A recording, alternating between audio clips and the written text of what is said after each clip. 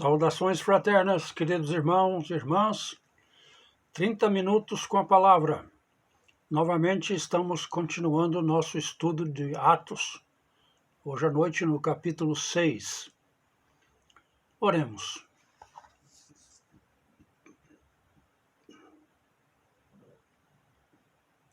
Por tuas bênçãos, Senhor, nós te agradecemos por ter nos concedido o privilégio de termos acesso à tua palavra.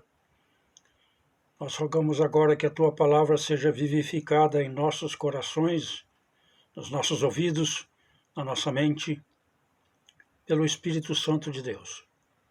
Tudo isso rogamos em nome de Jesus. Amém. Muito bem, Atos capítulo 6.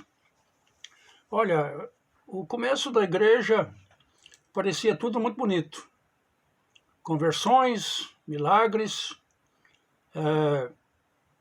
muito crescimento. A gente via esses 5 capítulos, melhor, os 4 capítulos muito bem.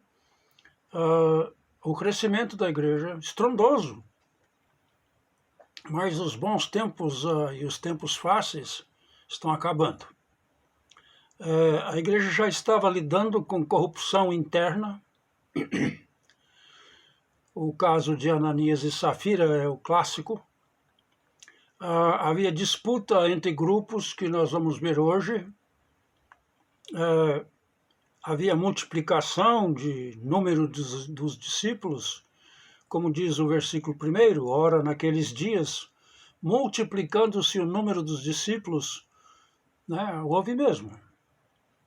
E aí continua o versículo 1, houve murmuração, olha lá, não reclamação, murmuração, dos helenistas contra os hebreus, porque as viúvas deles estavam sendo esquecidas na distribuição diária. Hebreus, os de origem hebraica ali da própria Judéia de Jerusalém, os tradicionalistas, os cristãos que primeiro creram, os helenistas, judeus, todos judeus, vindos de várias partes da diáspora, quer dizer, o espalhar dos judeus por todo o mundo, falavam grego e eram considerados assim inferiores pelos tradicionalistas, porque eles pareciam muito influenciados pela cultura grega. Mas não vamos esquecer, nós não estamos falando de 2 tipos de pessoas. Todos são seguidores de Jesus. Então, continua o versículo 2. Então os 12 convocaram a comunidade dos discípulos e disseram: não é razoável que nós abandonemos a palavra de Deus para servir às mesas. O termo servir aí é diaconia.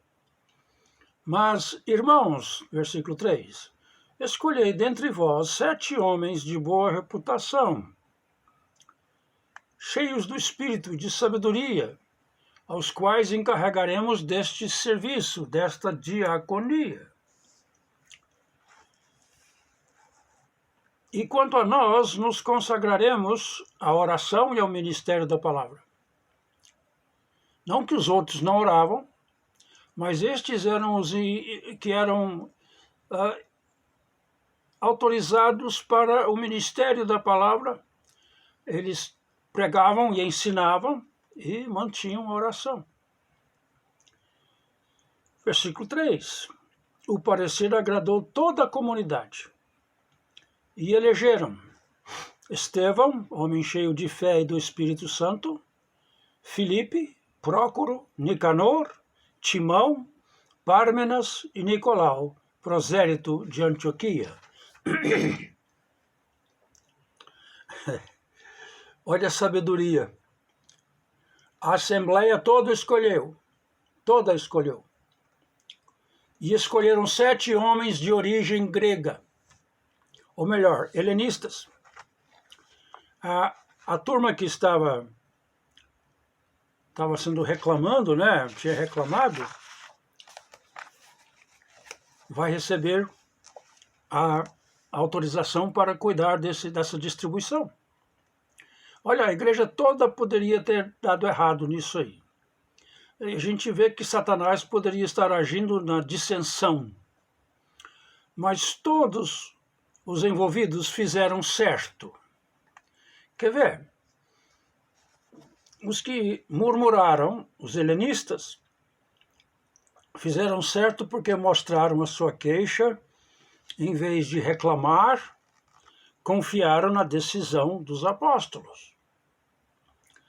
Os do outro partido, os tradicionalistas, os hebreus, fizeram certo por quê? Porque reconheceram que os helenistas tinham queixa legítima.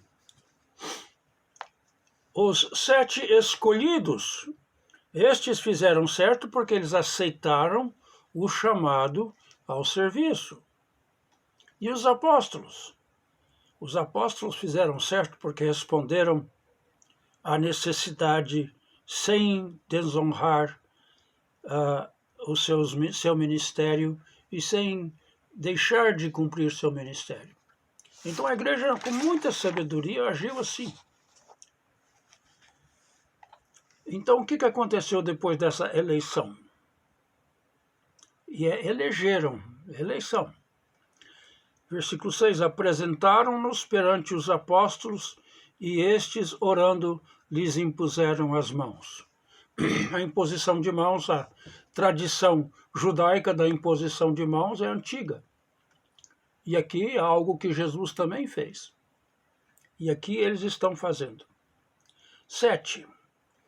4 pontos aqui. Olha que beleza. Primeiro ponto.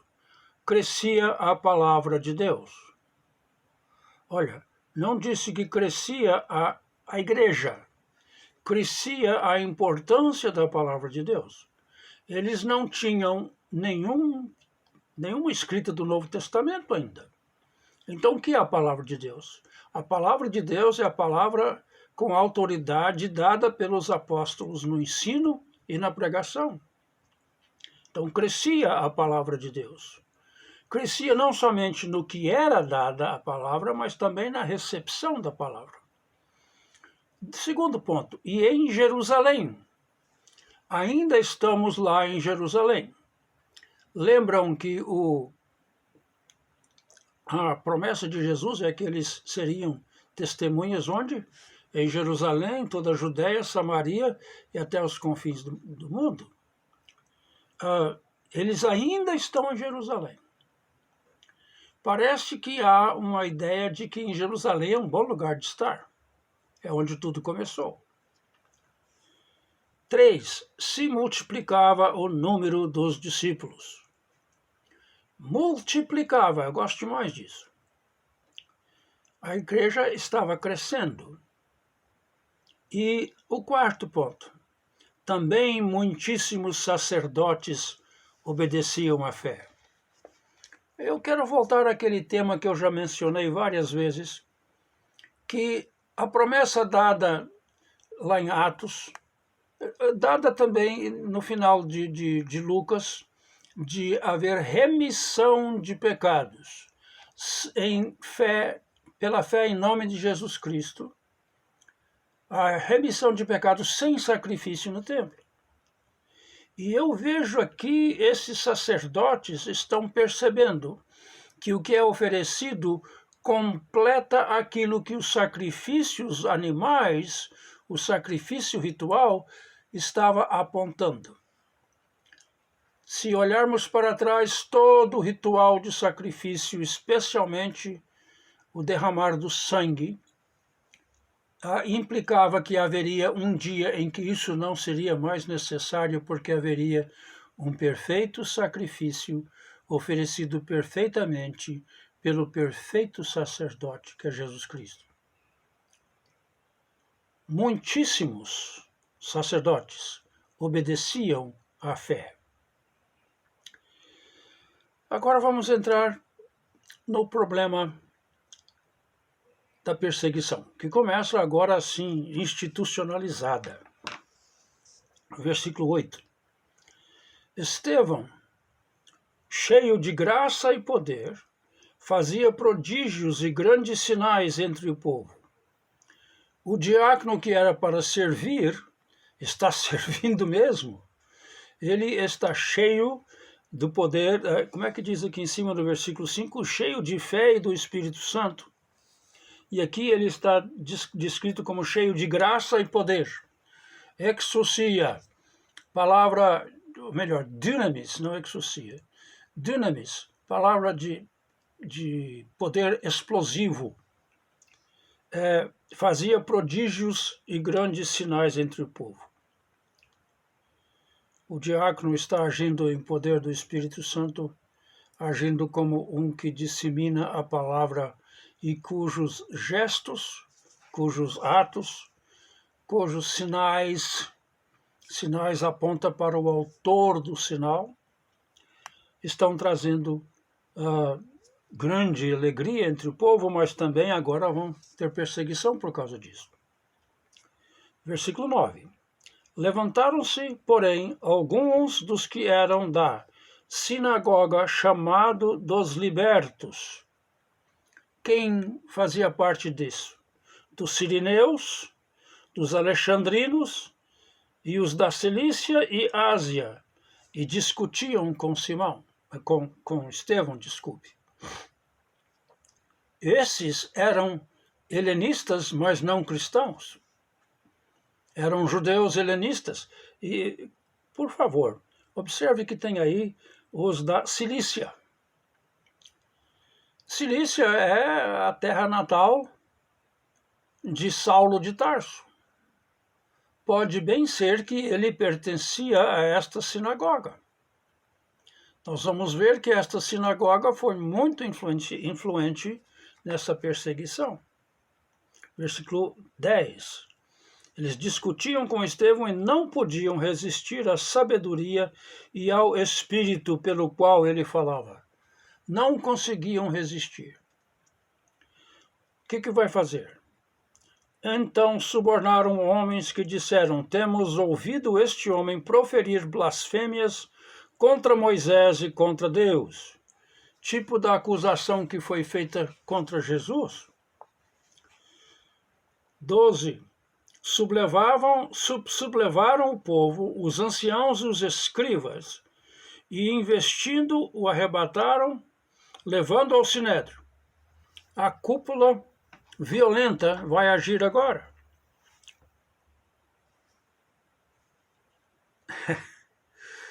Estevão age pelo poder do Espírito e as pessoas não resistem, não aguentam, não toleram. Como você descreveria isto? Seria blasfêmia contra o Espírito Santo? Os sinais, os prodígios mostravam origem divina. E aqui estamos com pessoas resistindo ao que é evidentemente obra do Espírito.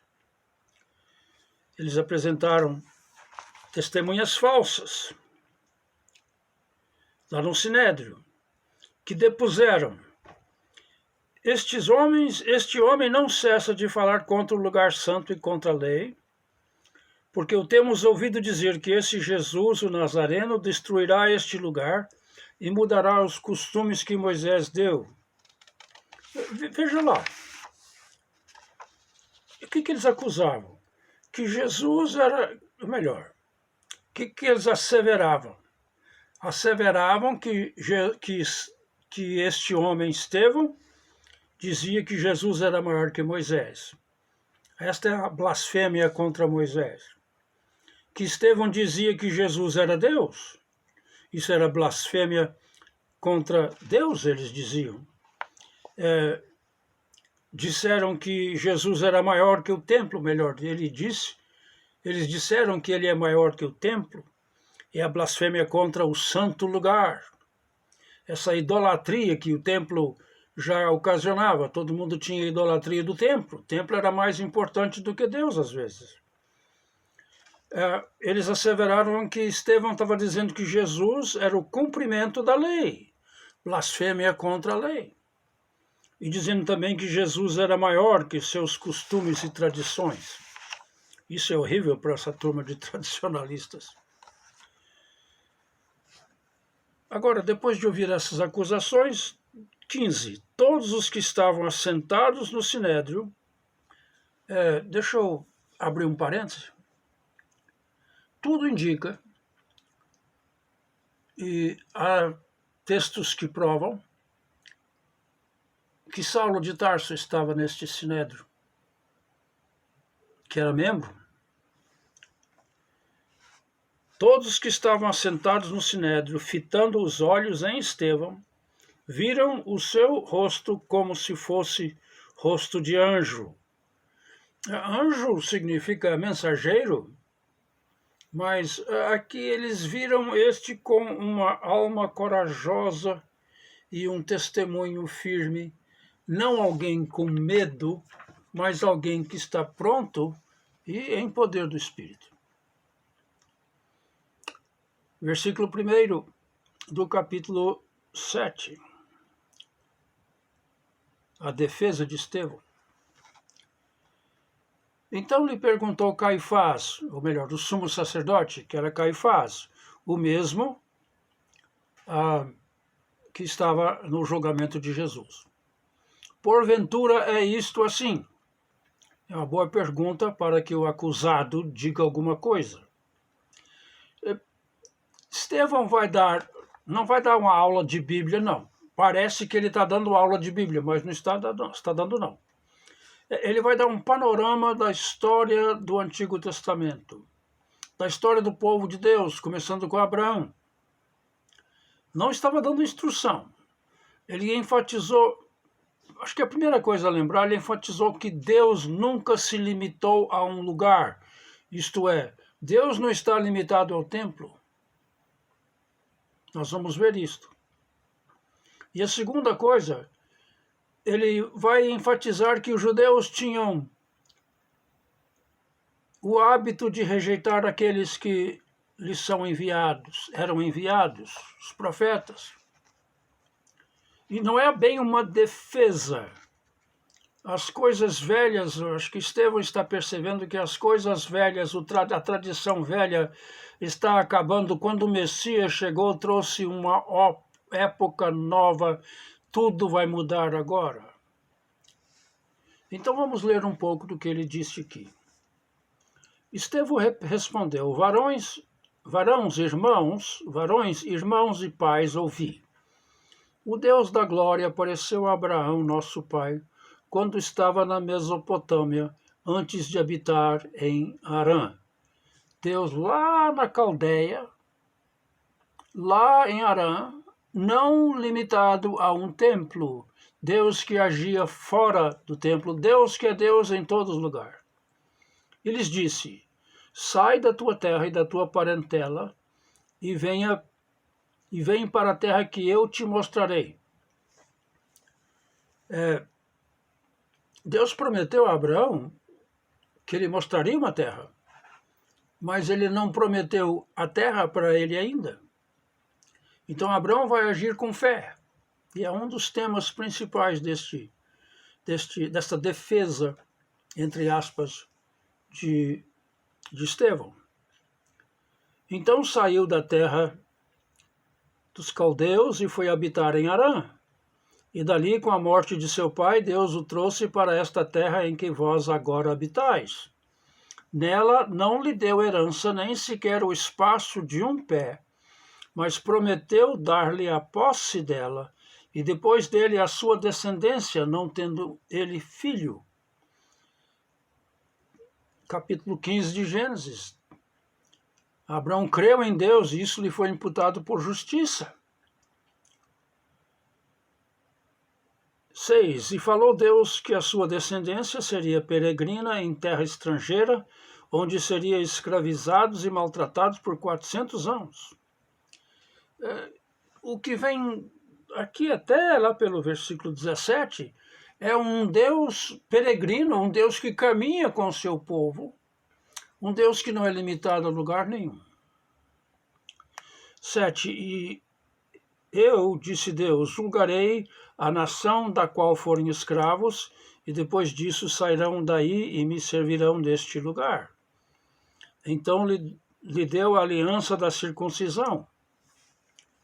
A aliança da circuncisão foi a Abraão antes da lei. Paulo enfatiza isso muito em Romanos e Gálatas. Antes da lei. Assim nasceu Isaque, e Abraão circuncidou o 8º dia, de Isaque procedeu Jacó, e deste os 12 patriarcas. Os patriarcas invejosos de José venderam-no para o Egito, mas Deus estava com ele e livrou-o de todas as suas aflições, concedendo-lhe também graça e sabedoria perante Faraó, rei do Egito, que o constituiu governador daquela nação e de toda a casa real. Versículo 11, sobreveio, porém, fome em todo o Egito, e em Canaã houve grande tribulação, e nossos pais não achavam mantimentos. Mas tendo ouvido Jacó que no Egito havia trigo, enviou pela primeira vez os nossos pais. Na segunda vez José se fez reconhecer por seus irmãos, e se tornou conhecida de Faraó a família de José. Então José mandou chamar a Jacó seu pai, e toda a sua parentela, isto é, 75 pessoas. 70 pessoas, de Gênesis 75 diz a tradição, porque os filhos que nasceram a José também foram contados. 15. Jacó desceu ao Egito, ali morreu, ele também nossos pais, e foram transportados para Siquém, e postos no sepulcro que Abrão ali comprara a dinheiro aos filhos de Amor. Abrão nunca teve nada daquela terra, a não ser um jazigo para enterrar sua esposa. 17. Como, porém, se aproximasse o tempo da promessa que Deus jurou a Abraão, os 400 anos, o povo cresceu e multiplicou no Egito, até que se levantou ali outro rei, que não conhecia a José. Este outro rei tratou com astúcia a nossa raça e torturou os nossos pais a ponto de forçá-los a enjeitar seus filhos para que não sobrevivessem. Tudo isso é de comum conhecimento de todo mundo ali. Mas Estevão está enfatizando o fato que Deus não é um Deus limitado a um lugar. Não é limitado a um lugar. E os tradicionalistas, estes que estavam no Sinédrio, insistiam que o templo era o único lugar. Estevão vai afirmar que não. Ele talvez não conhecia o que Jesus falou, que nem neste monte, nem ali, mas nem em Jerusalém é que Deus vai ser adorado. Ele vai ser adorado por aqueles que o adoram em espírito e em verdade. É estes que Deus procura. Não é questão de geografia, é questão de fé. E agora nós entramos na parte do grande herói deles, Moisés. Herói nosso também, grande homem. Por esse tempo nasceu Moisés, que era formoso aos olhos de Deus. Por 3 meses ele foi mantido na casa de seu pai. Quando foi exposto, a filha de Faraó o recolheu e criou como seu próprio filho. E Moisés foi educado em toda a ciência dos egípcios e era poderoso em palavras e obras. Já estava sendo preparado para toda a grande obra. Quando completou 40 anos, veio-lhe a ideia de visitar seus irmãos, os filhos de Israel. Vendo um homem tratado injustamente, tomou-lhe a defesa e vingou o oprimido, matando o egípcio. Ora, Moisés cuidava que seus irmãos entenderiam que Deus os queria salvar por intermédio dele. Esta é uma interpretação de Estevão. Talvez ele queria que os seus irmãos hebreus olhassem para ele como um líder revolucionário. Mas não vai dar certo, não. Eles, porém, não compreenderam. No dia seguinte, aproximou-se de uns que brigavam e procurou reconduzi-los à paz, dizendo: homens, vós sois irmãos, porque vos ofendeis uns aos outros? Mas o que agredia o próximo repeliu, dizendo: quem te constituiu autoridade e juiz sobre nós?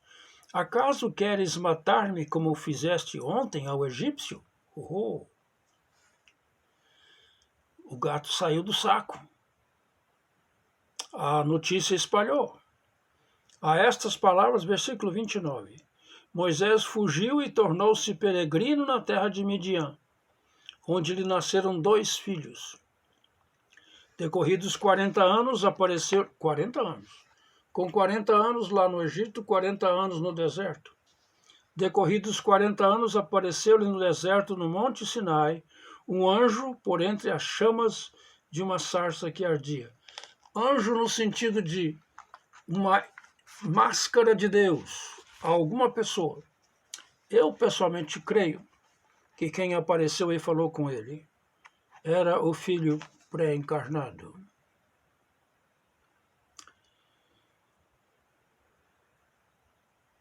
E 31. Moisés, porém, diante daquela visão, ficou maravilhado e, aproximando-se para observar, ouviu-se a voz do Senhor. Eu sou o Deus dos teus pais, o Deus de Abraão, de Isaque e de Jacó. Moisés, tremendo de medo, não ousava contemplá-la. Disse-lhe o Senhor, tira a sandália dos pés, porque o lugar em que estás é terra santa. Vi com efeito o sofrimento do meu povo no Egito, ouvi o seu gemido e desci para libertá-lo. Deus fala que viu, que ouviu e que desceu para libertar. Ele vai libertar, mas olha o que ele vai fazer agora. Vem agora e eu te enviarei ao Egito. A este Moisés, a quem negaram reconhecer, dizendo, quem te constituiu autoridade e juiz? A este enviou Deus como chefe e libertador, com assistência do anjo que lhe apareceu na sarça. Este os tirou, fazendo prodígios e sinais na terra do Egito, assim como no Mar Vermelho e no deserto durante 40 anos. Foi Moisés quem disse aos filhos de Israel, Deus suscitará dentre vossos irmãos um profeta semelhante a mim. É este Moisés quem esteve na congregação no deserto, com o anjo que lhe falava no Monte Sinai, e com os nossos pais, o qual recebeu palavras vivas para nos transmitir, a quem nossos pais não quiseram obedecer. Deus falou para Moisés que ele ia suscitar entre vós um profeta semelhante a Moisés. Jesus. E o povo não quis receber nem Moisés, a quem nossos pais não quiseram obedecer, antes o repeliram no seu coração, e no seu coração voltaram para o Egito. 3 dias depois que atravessaram o Mar Vermelho, esse enorme prodígio do poder de Deus, já estavam reclamando que queriam voltar para o Egito. Dizendo a Arão, faze-nos deuses que vão diante de nós, porque quanto a este Moisés que nos tirou da terra do Egito, não sabemos o que lhe aconteceu. Naqueles dias fizeram um bezerro e ofereceram sacrifício ao ídolo, alegrando-se com as obras das suas mãos. Mas Deus se afastou e os entregou ao culto da milícia celestial, como está escrito no livro dos profetas, ó casa de Israel, porventura me oferecestes vítimas e sacrifícios no deserto pelo espaço de 40 anos, e acaso não levantastes o tabernáculo de Moloque e a estrela do deus Renfã, figuras que fizeste para as adorar? Por isto vos desterrarei para além da Babilônia. Estevão está traçando que há uma rejeição total durante toda a história do povo. Há uma rejeição ao que é correto e certo. Eu vou parar aqui que nós temos que chegar, vou marcar aqui, vamos parar no capítulo 7, versículo 44, tá? E vamos chegar ao final, onde a acusação que Estevão vai fazer é mais forte do que a acusação que eles estão fazendo. Deus nos abençoe. Até semana que vem.